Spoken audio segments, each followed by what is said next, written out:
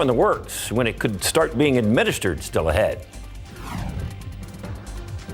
And the latest surge in cases making this MLK Day look a little bit different in the Alamo City, with the big march going on virtually again. Max Massey is live with a look at the events that you can take part in.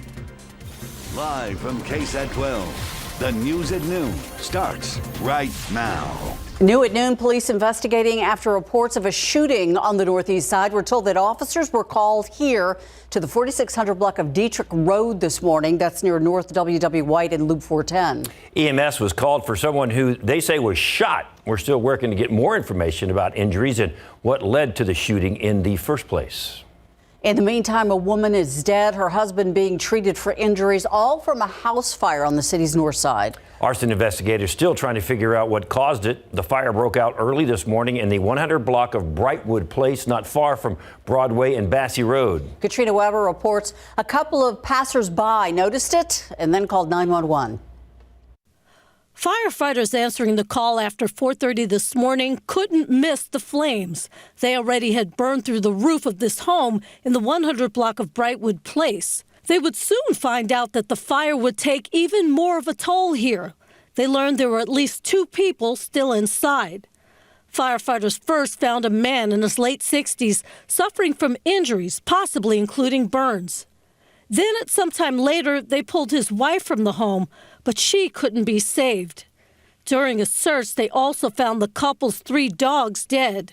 For a while, they feared there might be yet another person inside the burning home, but then determined that relative wasn't here after all. Neighbors were here, up and out of bed, after getting what may have been a life-saving wake-up call. A neighbor told me a couple of newspaper delivery people were the ones who noticed the fire. She says she heard them banging on her door and those of her neighbors to wake everyone up. The fire, which put up a stubborn fight, had burned dangerously close to other homes nearby. But after about an hour, firefighters had the flames knocked down. They called in arson investigators to figure out what caused this damaging and deadly fire. Katrina Weber, KSAT 12 News. Still no word this noon on the identity of a motorcyclist killed during an early morning crash. San Antonio police say it happened just after 2:30 at 410 and Old Pearsall Road. That's on the southwest side of town. According to officers, a man crashed into the back of a TxDOT vehicle. He died at the scene. It's not clear why the motorcyclist crashed. People in some parts of the country hopeful that the Omicron surge may be past its peak. COVID cases on the decline in New York. And meanwhile, the Biden administration is getting ready to roll out free at-home COVID tests. And not a day too soon. According to the White House, households can order up to 4 tests to get free at-home COVID tests. All you have to do is go to the website covidtests.gov. You enter your name and your address to get the tests. The White House says they're going to launch a call line for folks who can't get to a computer, and insurance providers will cover the cost of the over-the-counter tests. Up to 8 tests a month per person, up to $12 a test. Some health experts are criticizing the U.S. Centers for Disease Control and Prevention, suggesting schools cancel some sports and other activities. The CDC recently released guidance advising schools to cancel high-risk sports and extracurricular activities or hold them virtually. They include football, wrestling, and band, and pointed to the recent spike in COVID-19 cases. However, some health experts think the guidance is not realistic. The CDC director defended the agency, saying, quote, in a statement, prioritized academics over athletics, and noted when its school guidance is followed, it can be incredibly effective.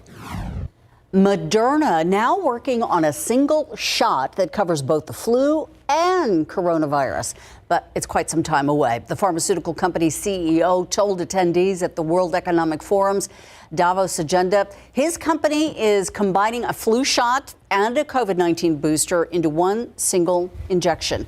He says it would help the concerns some people have about getting separate COVID and flu shots. Moderna isn't planning to have the vaccine ready, though, until the fall of 2023. And even then, it's only going to be in some countries. Today's march in honor of Martin Luther King Jr. is virtual for the second year in a row due to rising COVID-19 numbers. But there are still events going on in and around San Antonio to help the community. Max Massey joins us live from Pittman Sullivan Park. So, Max, what are some of those activities still going on today? Guys, there is a vaccination site happening right behind me, right at this YMCA. Take a look. Solid line of people, a stream of people coming in throughout the morning. And it's not just a vaccination station here. There is testing right around the corner at St. Philip's College. And right on the street, there is a blood drive. So we've been here throughout the morning. Earlier, we heard from some of our local leaders. They were speaking about what MLK Day is all about, talking about the legacy of Dr. King, how his vision lives on today. Among the speakers, there was City Councilman Jalen McKee Rodriguez, Mayor Ron Nirenberg, and Crystal Mason. Now, Mason is a Tarrant County woman. She's facing a 5-year prison sentence for casting a provisional ballot in 2016, one on supervised release from a federal conviction. All three advocating for the John Lewis Voting Rights Act. We also spoke one-on-one with Renee Watson. She is the MLK Commission Chair, and she talked about what today means for her. You don't have to march down MLK. You can march right here in your neighborhood. You could go into your next door neighbor and help them pick up trash, help them redo their houses. There's all kind of community service events, because today is a day on, not a day off. And guys, as you can see, a lot of people out and about here today. A lot of people wearing masks in line to get their vaccine. Like we said, right around the corner at St. Philip's College, you can get a COVID test. And we all know there is a critically low blood supply here in and around San Antonio, so there is a blood drive. If you want to watch that virtual march, you can do so right now. Just head to KSAT.com. We have a link right to the website. Guys, back to you. Thanks, Max. And Max, there are some other ways you can get involved this MLK Day and help capture the history of the march. The San Antonio African American Community Archive and Museum is collecting documents and photos from past marches to make sure that the history is available to not only this generation, but future generations and people all around the world. Tiffany Huertas has a look at the importance of the items that will be stored there. That was actually the first program from the first march sanctioned by the city 35 years ago. It's a piece of history that will be stored by the San Antonio African American Community Archive and Museum. The goal is to capture the 54 years of history of the march, and more importantly, to let that history be known to others. SACAM partnered with the San Antonio MLK Commission to capture the history of the march by collecting documents and photos. San Antonio's history, Black history, it is a part of American history. The nonprofit is also collecting newspaper clippings, videos, flyers, anything of previous events. They will be uploaded to the Special Collections Digital Library at the Texas A&M San Antonio. So everyone would have access to be able to see, available for research. SACAM hopes the community comes together and helps tell the story of what is said to be one of the largest marches in the nation. When I first moved here and I heard San Antonio had the biggest march, I said, are you kidding? Yes, that is surprising. But now that I've been here almost 10 years, I recognize just the soul of the city and how people want to come together for a common good. Tiffany Huertas, KSAT 12 News. A cold front will make for a busy week weather-wise. We'll explain coming up. Also coming up, the Cowboys season comes to a very unusual end. Time literally runs out. We'll show you how it all happened in sports.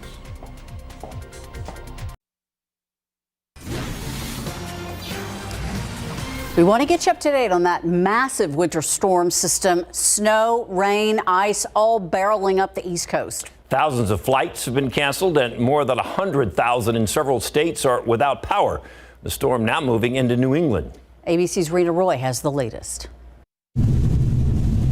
A major winter storm barreling up the East Coast, now moving into New England. The severe weather alerts affecting areas from Florida to Maine. ABC's Trevor Ault tracking record snowfall in Buffalo, New York. Overnight, we got 4 inches of snow an hour at some points. The airport's got a foot of snow, and here downtown, you can see it's still coming down heavily. The Southeast also hit hard with snow and ice. At Brevard College in North Carolina, students rushed to safety, a dorm roof collapsing under the weight of snow. Some of my friends were across campus and they thought it was a car crash. The storm turning deadly in that state. 2 people killed in Nash County when their car slid off I-95. In Durham, this tractor trailer left hanging over a highway overpass. Chopper footage shows multiple car wrecks all over major highways. other drivers seen sliding on the road. On Sunday in Virginia alone, authorities responding to nearly 500 car crashes and the same number of disabled vehicles. Drivers left stranded in the wintry mess, some pushing their cars out of the snow. The same system causing an EF2 tornado in South Florida. 28 homes destroyed, dozens more damaged. And more than 1,000 flights have been grounded nationwide today. Charlotte Douglas International Airport is dealing with the most cancellations in the world. Rena Roy, ABC News, New York. How about that guy saving that trailer? Whoa. Good work. That was something to watch from afar. Yeah, and then look what we got. We're watching all that up there, and here we are. We're okay with it. Yeah, it is gorgeous again today. We've had a pretty good stretch here, right? Other than those winds on Saturday, boy, those were awful. But things have improved. We're going to get temperatures in the 70s today. The aquifer down 10th of a foot to 662.9. In your pollen count, Mount Cedar in a much better place today. 150 and moderate. Molds are low. We do have some changes, though. There is some cold air on the way, and maybe some precipitation mixed with that. We'll explain coming up.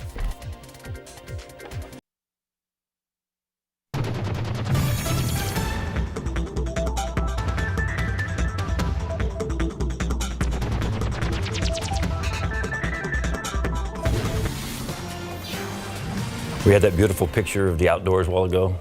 Better soak it all in now. Oh, yeah? I got a feeling something's going to be changing. Well, we are in Texas. That's what happens. It is January, so never know. It's bound to happen. We are going to get some colder air. Last night, at the last minute, I remembered we have like one potted plant outside that can't withstand the freeze. I remembered to bring it in. Did get down to freezing this morning, and temperatures probably won't get down there again tomorrow morning. It's just a heads up. But the numbers this morning down at 32 here in San Antonio, 30 at Randolph, 28 Bernie Stage, 31 in New Braunfels, 24 in Kerrville. So pretty widespread freeze here. It wasn't a hard freeze per se. Well, it wasn't the hill country, but not here around San Antonio. 24 in Kerrville, as we said, 31 in Del Rio. So several spots did drop below that number this morning. Take a look at the time lapse. Once the sun came up, temperatures rose very quickly. The air was so dry that you get these pretty big swings in temperature. We're already up to 63 on our way to close to 70 this afternoon, I think. Look at the dew point, 18. Southerly winds at about 8 miles per hour. That will help to bring the dew point up a little bit tomorrow. 56 Canyon Lake, 63 in Boulevardy, 64 Comfort, 65 in Bandera, and lots of 60s on the map. No 70s yet, but it's only a matter of time. I think within the hour probably we'll start to see some 70s south of San Antonio. Dew point forecast, I mentioned that number comes up some, so the air is just so dry right now. The skin's dry. You got to put on the chapstick. The dew points do rise into the 40s tomorrow. That helps, I think. And then by Wednesday, they'll come up a little bit more. Your forecast for Martin Luther King Jr. Day, we'll see temperatures up around 70 this afternoon. Sunny skies, as I mentioned. Winds will generally be fairly light. Here's a look at the snow across the country, and there's a good swath of snow stretching from the Great Lakes, the Midwest, all the way up the East Coast. The storm system came south, kind of boomeranged back up the East Coast. It dropped snow as far south as places like Mississippi, Atlanta, the Carolinas. Pretty heavy snow inland. It was right along the shoreline here, and it put the heaviest snow inland. So places like New York and Boston didn't get all that much, but there's still some snow falling. Upstate New York, places like Maine getting some very heavy snow at this hour as that storm system finally goes off to the north and east and moves out of the country. We only got cold air from it and the gusty winds, if you remember on Saturday, very, very windy. Our FutureCast shows that we'll get a few more clouds tomorrow. No big deal, though. Still warm. We're in the 70s tomorrow. We could be close to 80 on Wednesday before this front comes through. And this is the big weather maker this week. Front comes through, probably won't see much rain initially with it, but behind it there will be a little bit of energy, and that will bring in some light precipitation Thursday morning. It will be cold enough, I think, to get a little bit of a mix. This is going to be really light, though, and keep in mind the day before we're going to be close to 80. So this wouldn't stick. It wouldn't cause any issues, I don't think, at this point. And by Thursday afternoon, could see a little bit of precipitation here around San Antonio. And that temperature would be marginal. I still think it's probably just some light rain. We could see a few, maybe sleet pellets mixed in there. Again, this is all light. I don't anticipate really any issues. And I know we've had a lot of concern. Are we going to see another big freeze like we did last year? This is nowhere near that. And it's not in the forecast right now. But the a big freeze. But this is in the forecast, just some light rain, 30% chance of rain, and it will be much, much colder. 39, so we're looking for high. That's it. So we're going to struggle to get out of the 30s. And 31 Friday morning, 48 on Friday, mostly cloudy skies, maybe another light freeze Saturday morning, but we do rebound into the 50s. So a couple warm days here, and then we get that abrupt change. Very gusty winds, keep in mind, with that front Thursday, and then maybe some light precipitation, guys. Man, that's going to be a rough Thursday.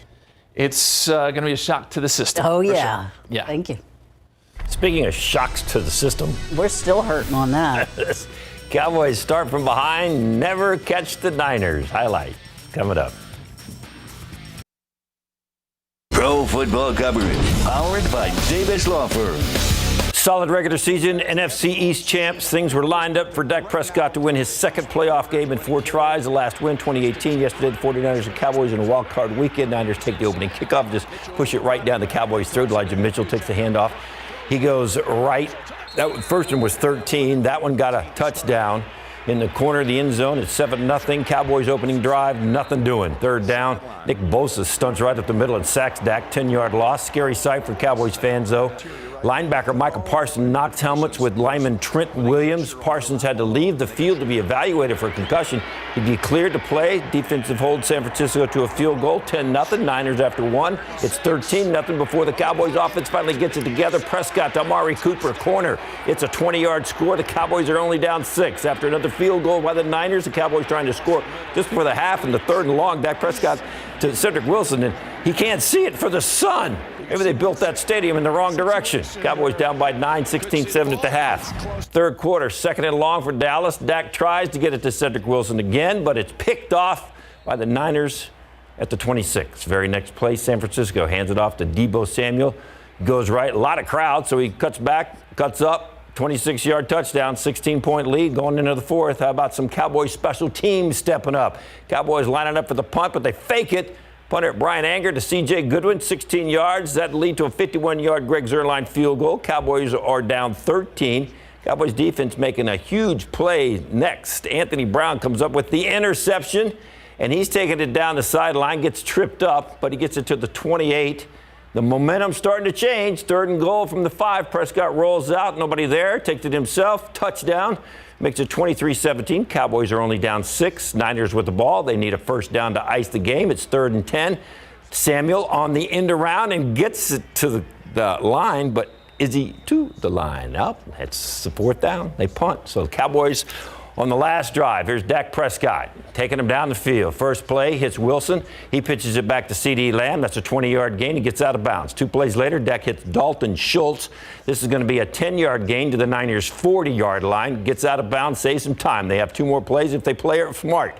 Prescott decides to run the ball up the middle, slides down at the 26. The clock keeps ticking. The umpire needs to spot the ball. He fights his way through Dak and the offensive line, sets the ball, but the clock runs out. The game is over. Just like that, it's over. And so is the Cowboy season. Here is the final. San Francisco beats Dallas by 6. They needed a touchdown, an extra point, and they could have won it.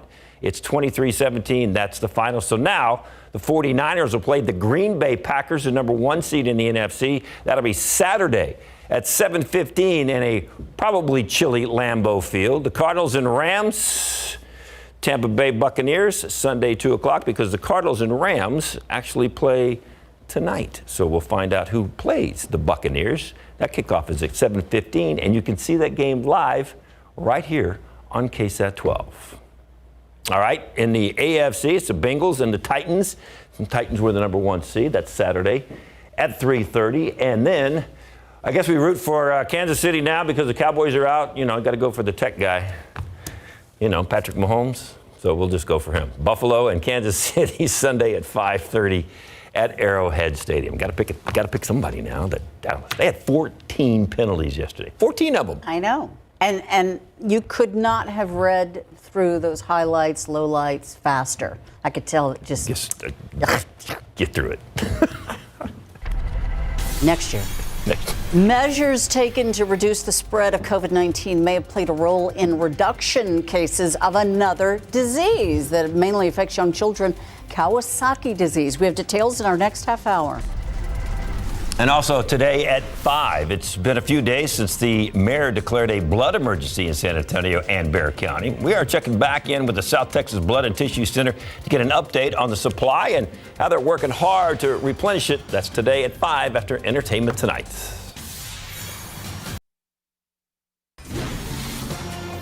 You knew it was going to happen with the Winter Olympics less than 3 weeks away. Beijing has just recorded its first case of Omicron. It's right in the neighborhood where Olympic figure skating is supposed to be taking place. And China announcing today that it is shutting down Winter Olympic ticket sales to the public because of COVID-19. The Beijing Winter Olympics Organizing Committee said instead, spectators are going to be invited to events. Attendees will have to strictly comply with China's COVID-19 requirements before, during, and after they're invited to watch the games. And now to some breaking news overnight. North Korea firing 2 more ballistic missiles, the 4th launch this month. ABC's Lama Hassan has been tracking the latest. This morning, dramatic development. South Korea confirming North Korea firing not 1, but 2 short-range ballistic missiles from an airport near the capital, Pyongyang. Launching the hypersonic missiles just 4 minutes apart, landing into the waters off the coast of Japan. This is their 4th rocket launch in the last 2 weeks. No damage was reported, but this is a clear provocation and a message that the North is trying to improve its weapons and delivery systems, as well as bolster the country's defenses. These recent launches come after a diplomatic standoff between the U.S. and North Korea, rejecting the Biden administration's call to come back to the table without preconditions, saying Washington needs to first abandon its hostile policy. Lama Hassan, ABC News, London. Back here at home tomorrow, the U.S. Senate is set to take up voting legislation, missing a deadline originally set by today. President Joe Biden has been speaking publicly about the need to pass the legislation. Last week, he said he supported changing the Senate rules to allow the slim Democratic majority to push the package through, though he later acknowledged that he was uncertain that it can pass. Mourners gathered Monday for funeral services for 9 children and 3 adults who died in a Philadelphia fire 5 days into the new year. It's the deadliest fire in that city in more than a century. A funeral procession on the rain-soaked streets of the city Monday morning was followed by services at Temple University. The victims were all on the 3rd floor of a duplex north of the city center near the Philadelphia Museum of Art that caught fire back on January 5th. An update in Dallas. The FBI now calling a hostage situation over the weekend terrorism. And it's now saying it did target the Jewish community. The Joint Task Force has been brought in to investigate terrorism. Officials have released more information about the man who was behind the attack as well. CNN's Natasha Chen has the story. The FBI has identified 44-year-old British national Malik Faisal Akram as the man who held 4 people hostage at a Texas synagogue on Saturday. The nearly 11-hour standoff ended after an FBI hostage team shot and killed Akram. All 4 hostages are safe and unharmed. The situation began during the synagogue's live stream of its Saturday morning Sabbath. In the feed, you can hear Akram speaking. It's unclear whom he is speaking to, but Akram can be heard saying he plans to die. I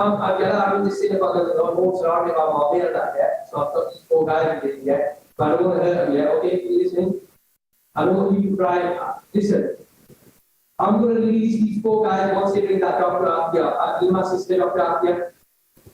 But then I'm going to go in the yard, yeah, and then I'm going to have a shoot up and they're going to kill me, all right? I'm going to die at the end of this, all right?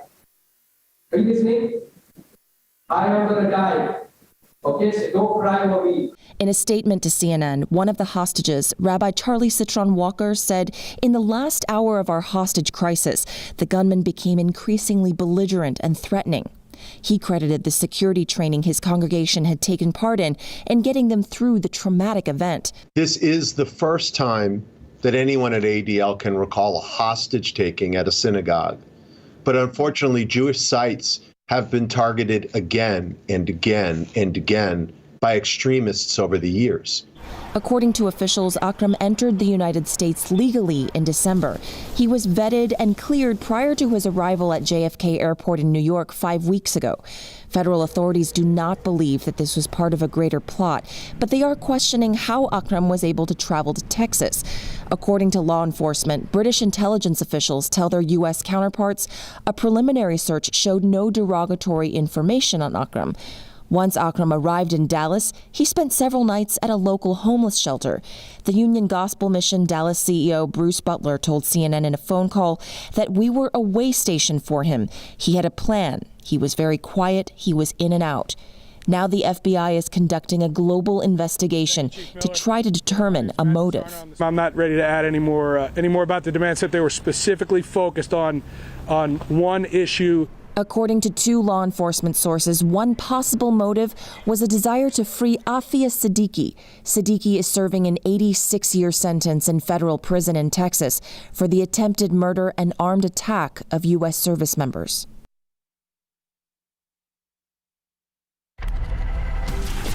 Outside with Live Cam, a lot of activities going on today. Martin Luther King Jr. Day, so it's a nice day to be outside. Yeah. Do a little community work. That's right, and it is shaping up to be beautiful. You see the blue skies, temperatures are ideal right now. We're in the 60s, on our way to probably close to 70 this afternoon. 63 right now at the airport, 65 up in Comfort, 64 out in beautiful Los Maples, 68 in Cotulla, 69 right now in Beeville. Everybody is looking at clear skies. Here in San Antonio, what the number that jumps off the page here, the dew point. Today 18, the air is still extremely dry from Saturday's cold front. Winds out of the south at about 8 miles per hour will help a little bit, though, to bring that dew point up some tonight. It will not be as cold tomorrow morning as it was this morning. Still chilly nonetheless, still jacket weather for tomorrow morning. We'll be up around 70 today, as we mentioned, 60 by 6 p.m., 52 by 8 p.m. And as we look forward here, some warm temperatures by Wednesday, but then the bottom falls out. Look at Thursday, high of only 39. We are expecting a little bit of precipitation with some of that cold air. We'll explain what that means for your forecast coming up here in just a few minutes, guys. Thank you, Justin. Now to the building tensions between the United States and Russia over the Kremlin massing 100,000 troops and weapons on its border with Ukraine. The U.S. also claiming Russia is plotting a false flag operation as a pretext for invading Ukraine. And the Ukrainian government is accusing Moscow of orchestrating a cyber attack that shut down and defaced several government websites. ABC's Ike Ajachi is in Washington with the latest. Tension between Russia and Ukraine remains high as newly released video shows Ukrainian troops training on their eastern border. Fears of a Russian invasion of Ukraine have been building for months, with more than 100,000 Russian troops and military hardware massed at the Ukrainian border. This unverified social media video, examined by independent researchers, appears to show Russia moving even more troops and heavy equipment west. ABC's Ian Pannell is in Ukraine. I think the gulf between the two sides seems dangerous wide. National Security Advisor Jake Sullivan saying the next steps are likely early this week. Today, a bipartisan group of U.S. senators are traveling to Ukraine to meet with President Zelensky in order to reaffirm the U.S.'s commitment to his country. And yet, even more escalation. Over the weekend, Ukraine claiming the Kremlin is behind a cyber attack that shut down and defaced several of its government websites, saying Russia is engaging in a hybrid war. But that's not all. The Pentagon declassifying classified information that alleges Russian operatives are already on the ground in eastern Ukraine, plotting a false flag operation that could provide a justification for a potential invasion of Ukraine. This is straight out of the Russian playbook.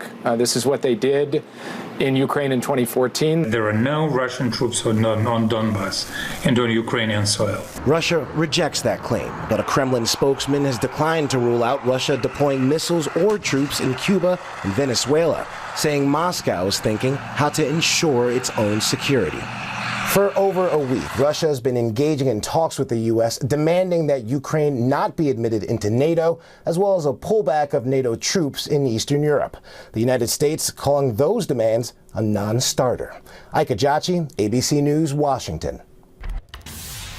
Still coming up, the latest Spider-Man movie has spent a month on top of the box office. Could any film scare it out of this weekend's #1 spot? A look at how films fared this weekend. Still ahead.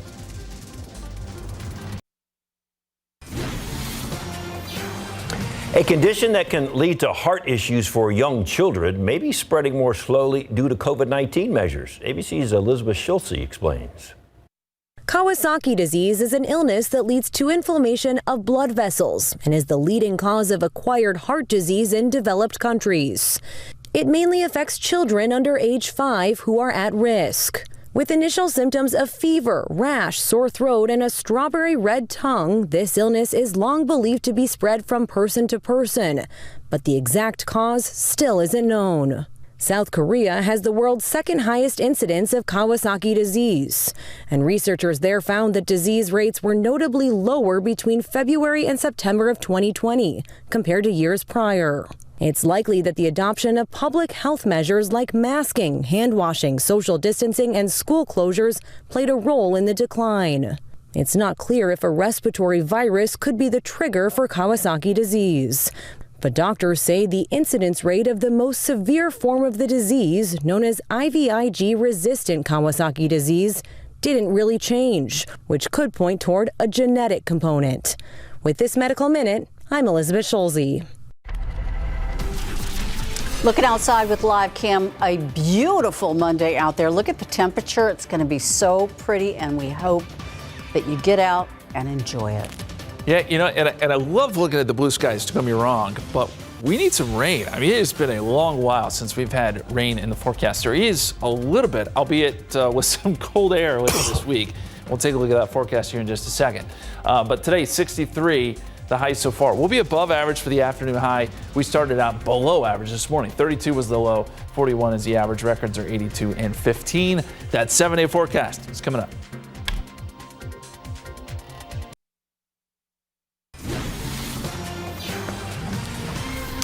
Obviously, MLK Day, a day normally we would have one of the largest marches in the country. This year, it's virtual, but there's lots of people out and about, and the weather's cooperating. It is, and yeah, you saw it there with Max's live shot. Lots of folks outdoors, and it is a nice day, really. Temperatures are in the 60s right now. We're going to be close to 70. That's what we call an ideal January day. You look across the country, there is some cold air. It's up there across the Northeast. 27 in Cleveland right now, 23 Caribou. It's one of the normal cold spots, right? But they're dealing with some snow up there.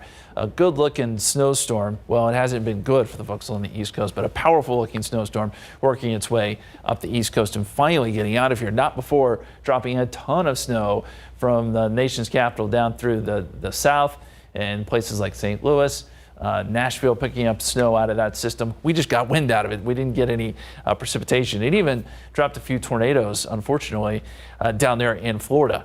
That storm system is moving away now. Still a little bit of lingering snow around Washington, D.C., parts of Pennsylvania and upstate New York. Here in Texas, things are very, very quiet. Oh, quick check here. A little closer look at some of that heavier snow. Right now moving into northern Maine. We showed you Caribou. Certainly cold enough for snow there. Meantime, back in Texas, we've got some beautiful weather. Cloudless skies for most of us. There are a few high clouds off in the distance, and some of those will move in tomorrow, but won't change the forecast much at all. Right now, again, blue skies 63, southerly winds at about 8. That should start to adjust that dew point a little bit. It is very low at 18. That number will start to come up. 65 in Comfort, 62 in New Braunfels, 67 right now in Devine as far as the air temperature is concerned, 66 Carrizo Springs, and you're looking at 64 out in Del Rio.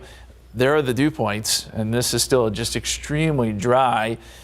Sarah Spivey was talking about on the 11 o'clock show the static shock potential. Sometimes you touch something, a little bit of a static shock. It's just that dry out there. But I think these dew points do start to come up a little bit, as I said, next couple of days before our next cold front moves in.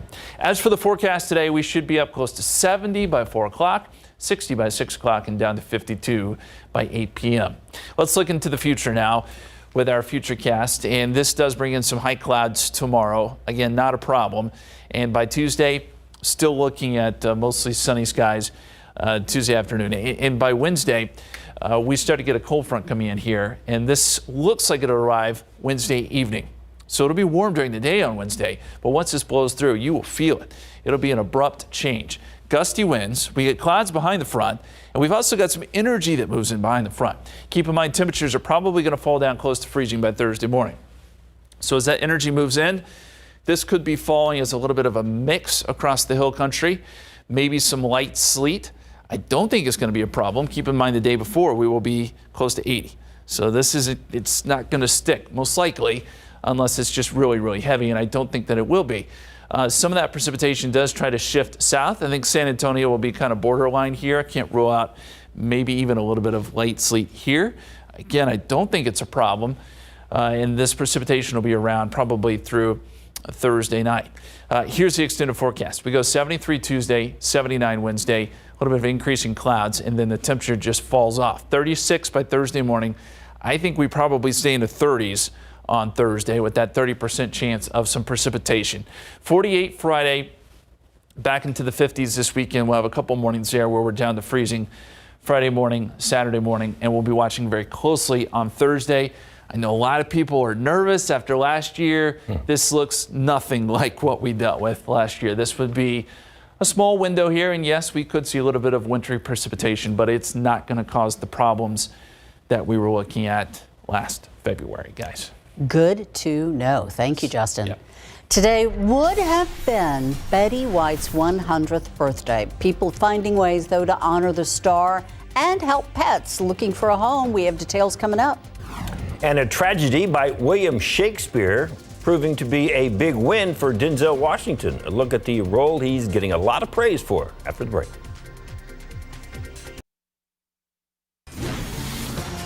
At the box office this weekend, the new Scream movie became the new champ. The latest movie in the horror thriller franchise ended Spidey's reign with a debut three-day weekend worth $30.6 million. Spider-Man: No Way Home finally lost the top spot, falling to second with $20.8 million as it crossed into the $700 million mark in domestic box office. Sing 2 made $8.3 million for a third-place finish, and the spy thriller The 355 fell to fourth with $2.3 million. $2.3 million kept The King's Man in the top 5, though. Denzel Washington taking on an iconic role in the tragedy of Macbeth. And he's already received an award nomination. CNN's Rick Damigella spoke with the actor about this latest project. By the pricking of my thumbs, something wicked this way comes. Denzel Washington delivers an awards-worthy performance in Joel Coen's The Tragedy of Macbeth. Is this a dagger which I see before me? The handle toward my hand? I had to say those lines, I had to remember them, and so I had to practice over and over and over and over and over. And it was fun, you know. It felt like we were doing a play. I'll fight till from my bones my flesh be hacked. Give me mine armor. It is not needed yet. I'll put it on. Send out more horses, skirt the country round, hang those that talk of fear. Give me mine armor! The film was shot in black and white, with Coen using extreme close-ups and framing. Joel is real specific about where the camera is and why. He's just a master, and it makes the actor's job easy. You know, for me anyway, it's just, you know, just worry about myself and make sure I'm prepared, and he'll take care of the rest. Macduff was from his mother's womb untimely ripped. It was just awesome to be able to add to the canon. There have been many different portrayals of Macduff on stage and on film, and to be able to offer this side of Macduff, this version, he represents the goodness in this play. He represents morality and all that is virtuous.